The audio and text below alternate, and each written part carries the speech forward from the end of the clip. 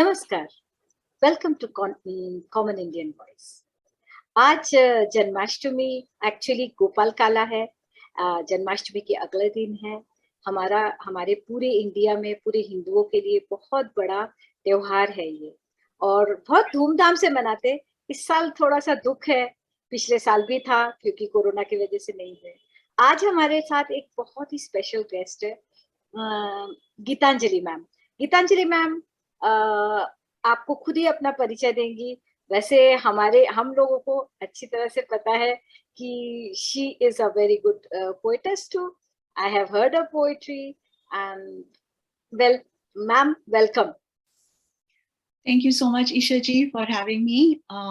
As far as my introduction goes, I would say, first of all, I am just a devotee of Bhagwan Shri Krishna, Bhagwan Mahadev, Bhagwan Ram. That is my first and foremost parichay. Anything and everything I do in life, it automatically gets connected to Bhagwan. And because of that, I've seen that when it gets connected to him, it becomes beautiful. And that is the principle with which I live, that if whatever I do is offered to him, is connected to him or her, I believe in all forms. Shakti Roop is also very dear to me. So when I write for the divine. When I sketch for the divine, and hopefully now that I'm free of my worldly responsibilities, whatever I do is also everything is just devoted to the divine. See, ma'am, you have been a big positive influence on me, especially because just a few years back, I would not even pray, and आप ही लोगों से मैंने सीखा है। आज मुझे बहुत अच्छा लगता है। आज जैसे आज जन्माष्टमी का सारा पूजा वगैरह किया, तो इनफैक्ट मेरी सास ने भी मुझे बोला, मुझे नहीं यकीन हुआ था कि तू इतने अच्छे से सारा कुछ करेगी, मगर सच्ची में आप लोगों ने बहुत मुझे इन्फ्लुएंस किया है। एंड जो गलतियां करती थी ना मैं, जो मुझे समझ में नहीं आता था, वो मैं आप लोगों को देख देख के बहुत कुछ समझ गई हूँ। बहुत सीख भी रही हूँ आप लोगों से। आज भी सीखना है। मैं आप दर्शकों को कहना चाहती हूँ, मैम आज आप लोगों को श्री कृष्ण जी के बारे में बहुत कुछ बताने वाले हैं। बहुत सुनने के लायक चीजें हैं, जरूर सुनिएगा। Ma'am, it's all over to you. As you said, Isha ji, जैसा आपने कहा, social media has been a great influence on me also.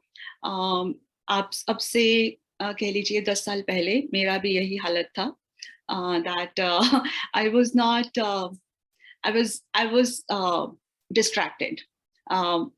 सब ladies के साथ होता है शायद, when we have our families, our kids and our problems, and sometimes just because we are busy, sometimes because we are disappointed in some things in life, and then we become oh, I prayed so much, फिर भी मुझे नहीं मिला, तो वो बहुत तरह से हमें हम distract हो जाते हैं। But then social media for me also has acted very positively in that manner, that I found people here on many platforms. I started at Google Plus, और बहुत लोग मुझे मिले जिन्होंने मुझे दिशा दिखाई, और उन सबको मैं गुरु ही मानूंगी अपना, कि उन्होंने सबने मिलकर एक कम्युनिटी बन जाता है, so where we communicate every day, and we become influenced by their thoughts more than we are influenced by people in our immediate lives. True. So absolutely. हाँ जी. So about Krishna, as you said, तो उसके लिए एक मेरा जो बहुत closely associated जो work raha in the past 10 years, it's been a research that my father has been doing. He's a Sanskrit scholar by hobby. After retirement, that's what he pursues.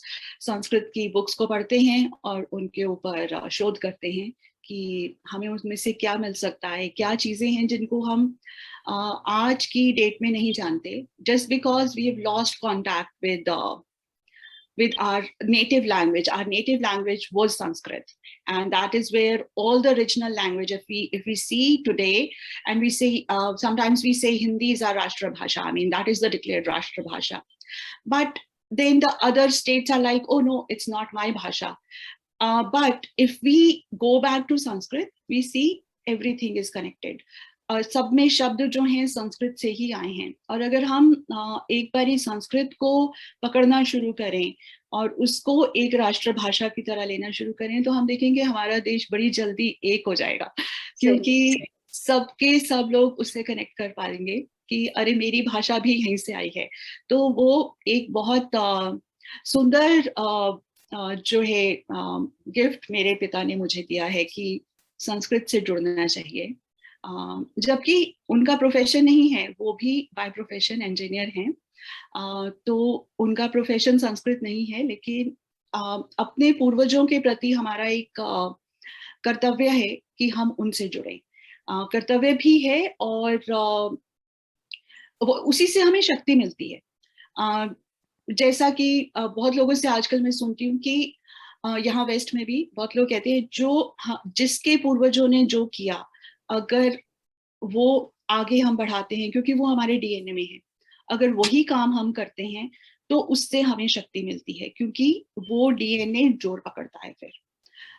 तो हमारे पूर्वज अगर संस्कृत बोलते थे और उसमें उनका सारा काम होता था, आज अगर हम उस संस्कृत को दोबारा पकड़ें, उसको पढ़ना शुरू करें, अपने पूर्वजों के सत्य को जानें, तो उससे सिर्फ इतना नहीं होगा कि हमारे पूर्वजों की ख्याति बढ़ेगी, उससे हमें भी शक्ति मिलेगी।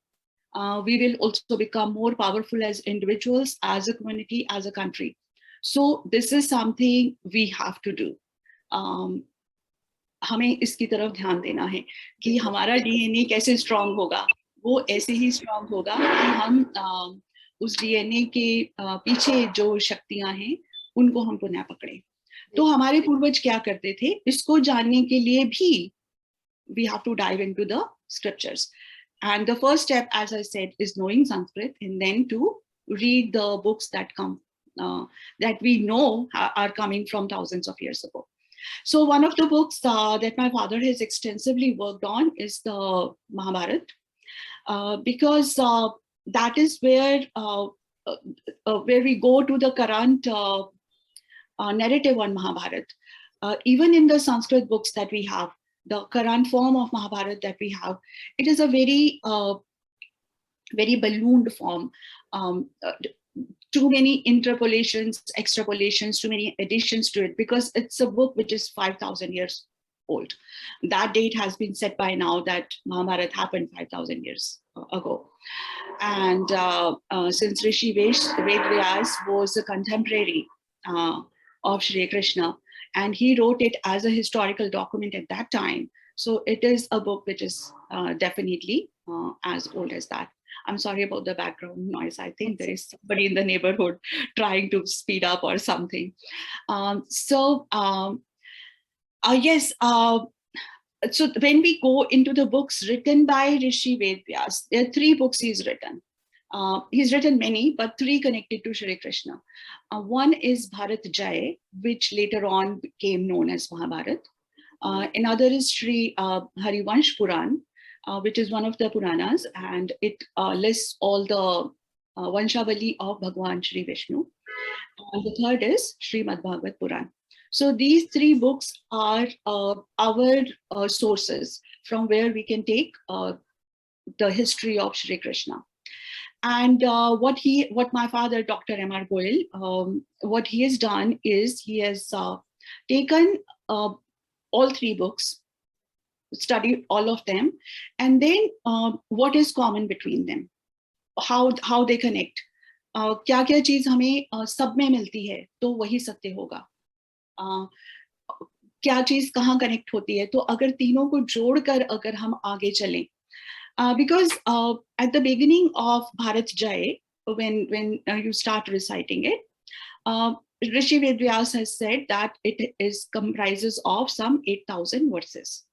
And then the modern form, when we see, it is 120,000 verses. So it has become 15 times, not just twice or thrice or 10 times, 15 times. So something which is 15 times bigger than what it should be means that 14 stories out of 15 are incorrect. They have been put in later on. And so that is, that's a huge number. And where did it come from? Like, I think some of them are just folk tales and, you know, side stories that other people in the years after that in India thought should be part of this document, because it was being read by so many people. So like, okay, this is a good story, let's put it in there, it'll be a good influence on people. But also there are a lot of stories which try to idolize the villains.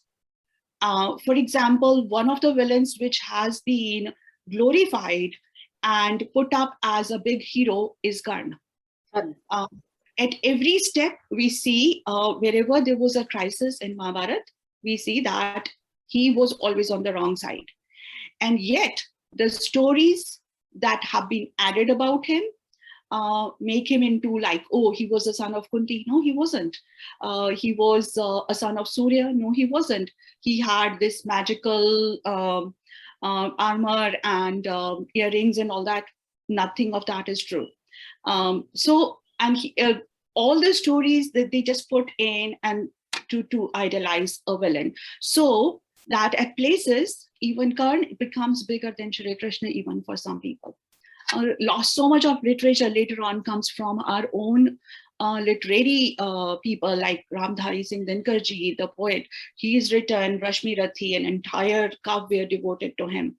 And I also read a Marathi a book, Mrityunjay, which is like a huge source for a lot of people, because it talks about all the characters from Mahabharata, but mainly hero is Karan.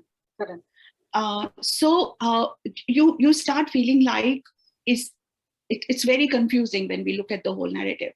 But when we go back to the root, read the story which is at the root, you see two narratives in the same book. So there are places where the true story of Karan, because you can see it when you see that in a war, जैसे विराट का युद्ध हुआ या उस महाभारत से पहले जितने भी युद्ध हुए, हर युद्ध में करण जो है वो भाग गया. He was never present. And later on he would come back and say, अगर मैं होता तो मैं ये कर देता, मैं वो कर देता. So he's just this instigator जो दुर्योधन को चढ़ाता है. द्रौपदी का चीरहरण हो रहा है, उस समय भी वो बढ़ चढ़ के बोल रहा है, करो करो, उतारो इसके कपड़े, ये तो वेश्या है, ये तो ये है, ये तो वो है. तो वो वही मनुष्य कैसे दूसरा मनुष्य हो सकता है जिसके हम गुणगान करते हैं. तो इस प्रकार बहुत सारे नैरेटिव्स हैं जो कि फॉल्सली डिपिक्ट हुए. किसने करे, तो उसके लिए it's only we can only guess at this point, but my mind directly goes to, you know, the invaders came in and they collected all these Sanskrit experts of their time and put them in their court, calling them Navratnas, or you know, giving them various kinds of incentives to work for them. Why would an invader want to glorify the history of my country? There is no reason. Their only purpose was to glorify themselves and to put us down in whatever way possible. So both sets of invaders, first the Mughals came, they did this whole drama of Navratnas and put in our best minds to work against us. Then the British come in, they steal all our manuscripts. Right now, all the manuscripts are sitting in the university warehouses all around US. You talk to them and you find out they bought those from the British for pennies. At the time when British were leaving India, they took out our manuscripts by shiploads and sold them all over the world. And those are the books where all the inventions, all the modern inventions are coming out from. Like this is a known fact that the father of the atomic bomb, people say Einstein was the father, but the real father was Dr. Oppenheimer. And he was the one who was instrumental in making the atomic bomb. And he used to be a professor at the University of Berkeley. And he's known to have delivered many of his lectures to his physics students in pure Sanskrit. Why would a person whose own knowledge of science is so great and is coming from this German scientist called Einstein, why would he be studying Sanskrit? And both Einstein and Oppenheimer, they clearly said that at many places that Bhagavad Gita is their source of strength, but they won't quote the real books where their science is coming from. So that science, those documents of science, those, like today we have these big books of, research papers, this, that, of Western scholars coming to us and saying like these are the source. But no, they were huge libraries, Nalanda Library, Takshila Library, there were universities all around India. They had millions of books. Where did those books go? They went to the West. And that's where they are getting the true knowledge, depicting to the world Hindutva is bad. These days, that's the narrative being said. Yeah. They are setting that narrative in all the Western universities, Hindutva versus Hinduism and God knows what all. Where do they come from? Where do all these narratives come from? Because they know we have nothing left. We don't have any books that we can build our story on. When we want to research, like my father goes from library to library to library all over India, trying to find if there is something left anywhere.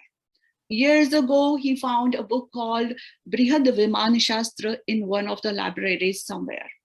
And it surprisingly, when he opened it, it details the scientific principles behind and the manufacturing process of 12 different kinds of airplanes. Not in English, not in Hindi, not in any regional language, in Sanskrit. Who wrote this book? Not a Western person from modern times. It comes from thousands of years ago.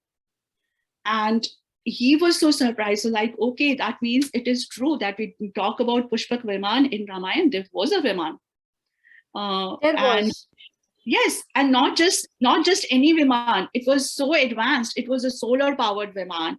It was the description that Valmiki ji writes is that it opened one more seat than number of people on the plane at that time. So it was also adjustable in capacity. कि अगर 100 लोग बैठे तो 101 seat होगा, and ताकि एक और आके बैठे तो एक और खुल जाएगा. So flex capacity of the airplane so that you only use as much fuel as you need to use. So very, very advanced science. And when was Ramayana? 10,000 years ago. And that is not the beginning of science for us. Before that, multiple thousands of years before that, we had the same science, and it kept coming down till 500 years ago when we had invasions and everything was taken from us. So now that we have at least the political support to dive into these things, to take back what is ours, a lot of people are working on these things. Like Dr. Rajiv Malhotra is one person who has very vocally told the world what he got to know as a scholar in Western universities. He's a US citizen, and he was, in his mind, he was doing something good for the universities he studied from, went back to give them donations after he earned a lot of money. And that's when, as a favor, they showed him the warehouses where our manuscripts are stored. And he says, I go down in that warehouse and it's bigger than 10 football fields. And it's like from top to bottom, like the ceiling is 10 stories high. And it's just stacked with these manuscripts. And what are they doing? Nothing. Like these Westerns, they take out one book and they can spend 100 years trying to analyze it and just scratch the surface because it's not their native language. It's time that those things are brought back to our country. Actually, yeah, what you're saying is absolutely right. There is such a lot of narrative going on. One, today itself I read a tweet. Yeah, actually, now I don't even get angry, because getting angry is not actually letting us go anywhere. It is something which we should do very constructively. And that tweet was abusing Krishna, that he was today India celebrates a person who is not even who did not even have a good character.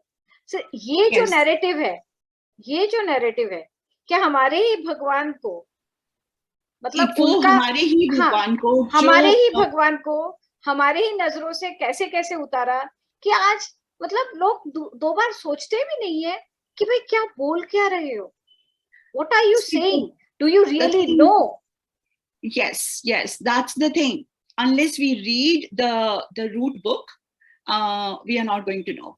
Because when we go to what Ved Vyas has written about Krishna, yes, Krishna was a very attractive young man. He was in Vrindavan till, but at the same time, he was in Vrindavan just before he hit puberty. That's what he mentions.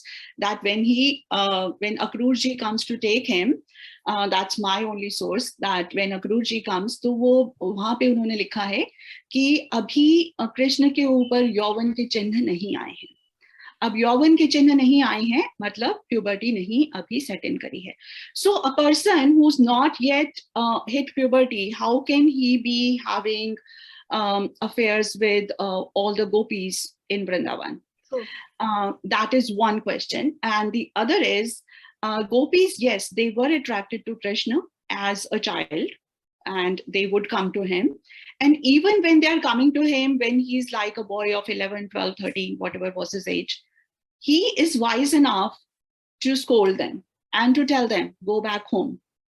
This is not your place to be. If at midnight I'm sitting not at midnight, first of all, it was not midnight. If in the evening time, I'm sitting by the banks of Yamuna and playing on my flute, मेरा पास time है, मैं बजा रहा हूँ बांसुरी, मुझे अच्छा लगता है, does not mean you come and sit here with me. So वो clearly उनको scold करते हैं. There's an entire chapter on it, that gopis go because they are attracted, and they want to get away from their housework that that they are all supposed to do at that time. तो वो पूरा detail किया है व्यास जी ने कि कोई जो है दूध उबाल रही हैं, किसी का बच्चा भूखा है, किसी के पति को खाना चाहिए, सब छोड़कर गोपियां चली गई हैं. That is there. But what is Krishna's reaction?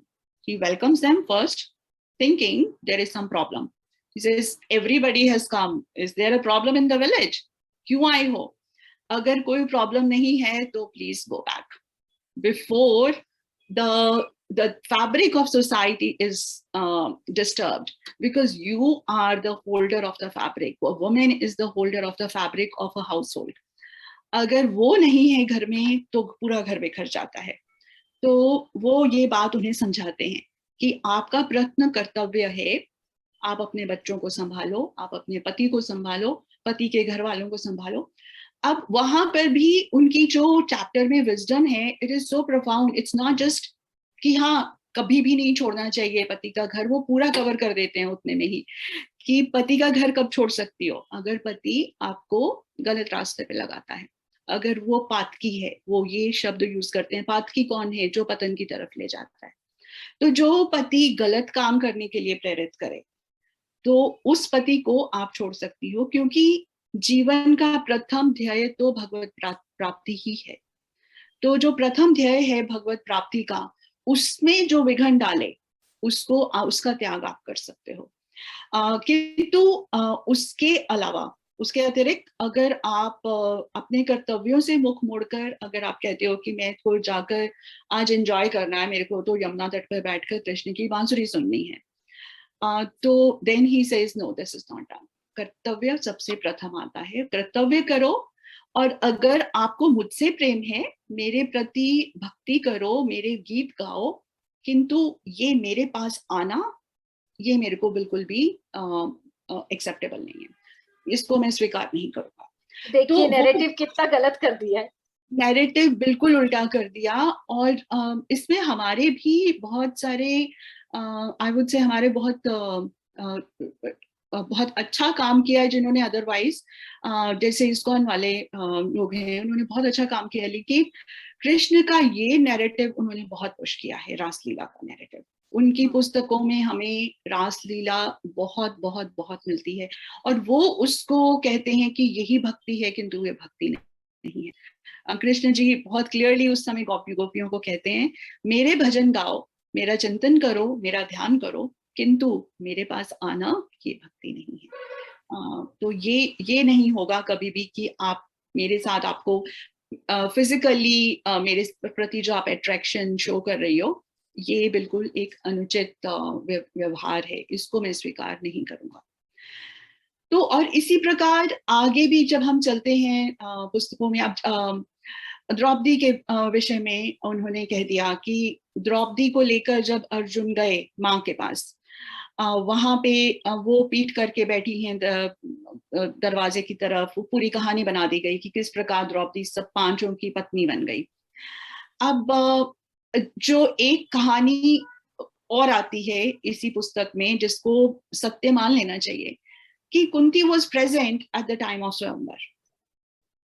वो वहीं थी, और जिस समय द्रौपदी ने आकर अर्जुन को वरमाल पहनाई, उस समय कुंती ऊपर चढ़ती हैं मंच पर और द्रौपदी को आशीर्वाद देती हैं कि तुम, ये जो मेरा बेटा है ये कितना गुणवान है, और तुम इसके प्रति निष्ठावान रहना, और तरह तरह की उनको आशीषों से नवाजती हैं।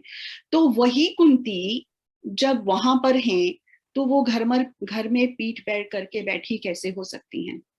तो वो जो कथाएं हैं वो हमारी वहां पर भ्रांति उत्पन्न करने के लिए वो उनको डाला गया है कि Draupadi, I think for a lot of people, Draupadi का जो नाम आया उनके पिता, क्योंकि उनके पिता पांचाल के राजा थे, तो वो पांचाल पांच उसमें नाम आ गया। तो वो एक Panchali, because she came from Panchal, Panchali को के नाम से एक भ्रम उत्पन्न हुआ कि वो पांच की पत्नी है। वो पांच की पत्नी कभी भी नहीं रही, वो केवल और केवल अर्जुन की पत्नी रही। तो वो एक बहुत बड़ा जो है भ्रम उत्पन्न किया गया कि द्रौपदी तो पांच भाइयों की पत्नी बन के रही। एंड हाँ, ओके, सो हाँ बोलिए।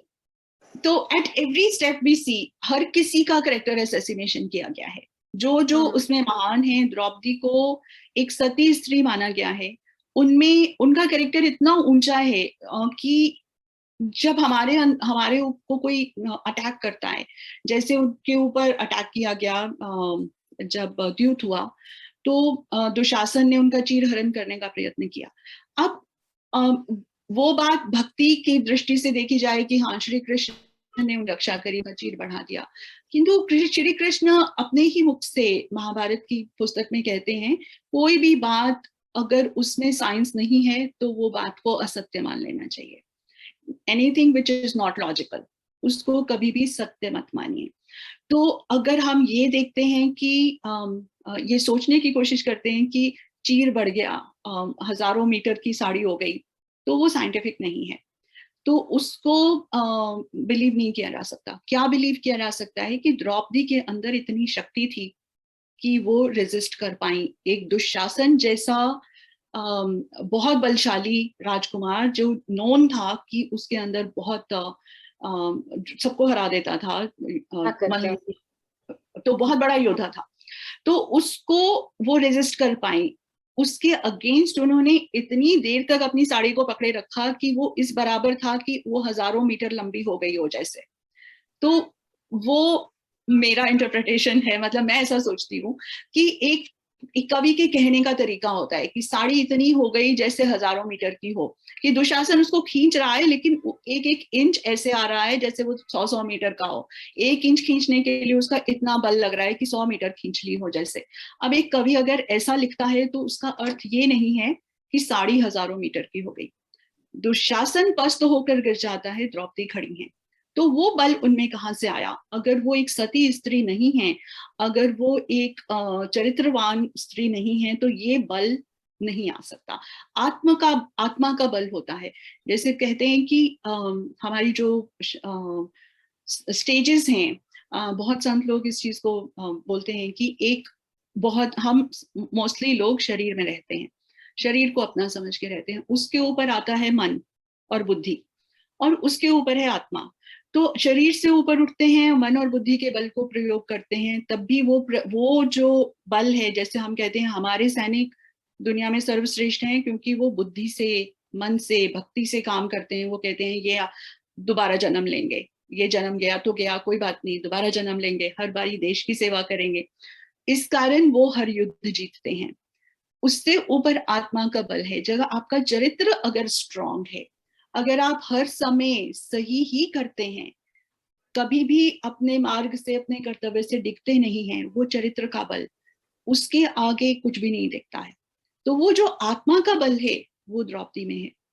और वो उन द्रौपदी को मलिन करने के लिए अब क्या किया जाए, तो वो ढूंढा गया कि ये तो पांचों की पत्नी बना दिया जाता है, इनको तो काम खत्म होएगा, इनको तो कभी कोई देखेगा ही नहीं कि इनका चरित्र फॉलो करने लायक है। आज की डेट में द्रौपदी किसका नाम है? किसी का नहीं।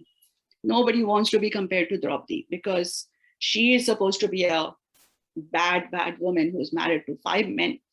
So, that kind of a narrative. हाँ, एक मिनट, जैसे मैंने भी पढ़ा है उस टाइम में इंडिया में पॉलीएंड्री भी चलता था, जैसे पॉलीगैमी था, पॉलीएंड्री भी फॉलो करते थे लोग।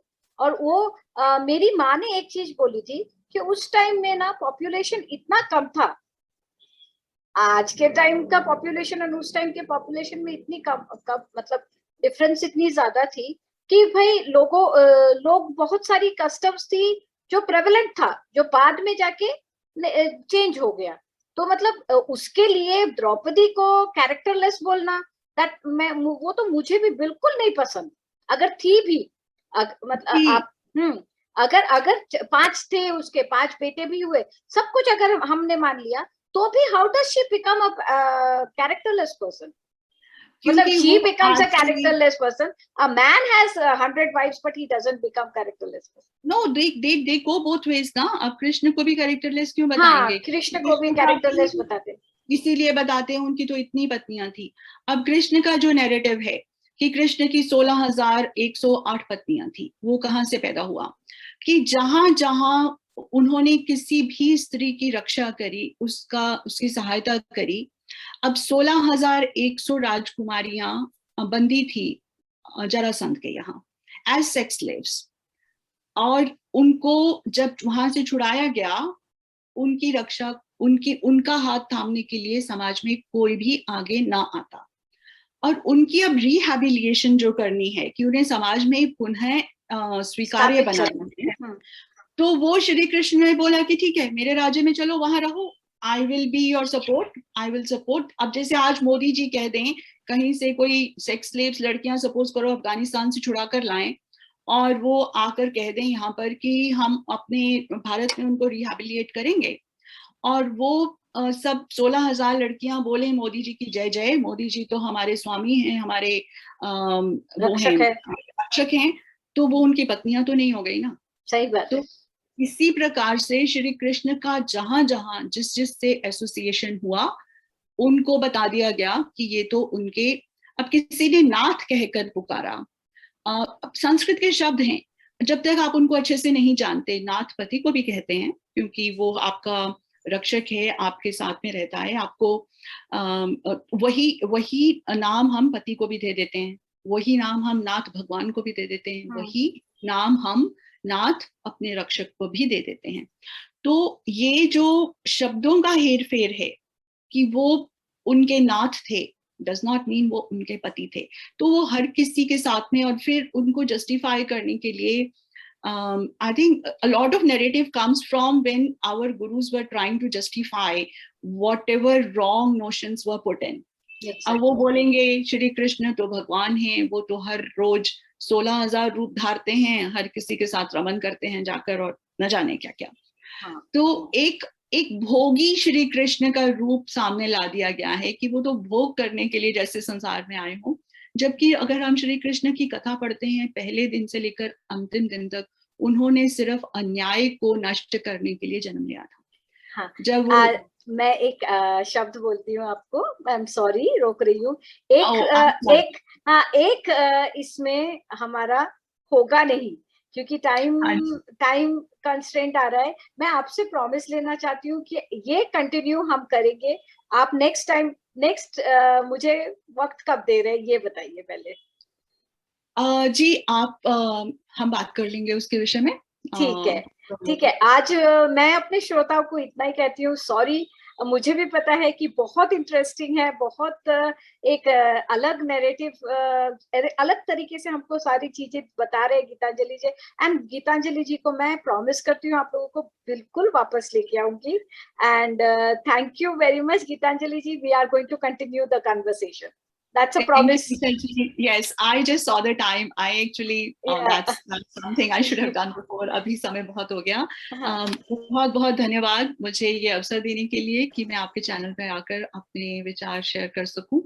आपको एंड फिर से लुकिंग आना फॉरवर्ड। है। जी बिल्कुल बिल्कुल, looking forward to the next time. So thank you so much for thank having you, me. Thank you. मैं अपने व्यूअर्स को बोल रही हूँ कि मैं गीतांजलि जी को वापस लाऊंगी। एंड मुझे पता है काफी लोग बहुत कुछ सवाल उठाएंगे, बहुत कुछ कहेंगे। ठीक है ना, मतलब हम लोग ये नहीं बोल रहे कि डिबेट्स नहीं हो सकता है। हाँ, अब्यूजिव नहीं होना चाहिए। आप डिबेट कीजिए, आप लॉजिक दिखाइए, लॉजिकली सारी बातें कीजिए। एंड अगर आपको अच्छा लगा प्लीज लाइक कीजिए, कमेंट्स में बताइए। अगेन मैं बोल रही हूँ प्लीज अब्यूजिव मत होइए। एंड फिर से मिलेंगे, लाइक कीजिए, सब्सक्राइब कीजिए। Thank you very much. Thank you.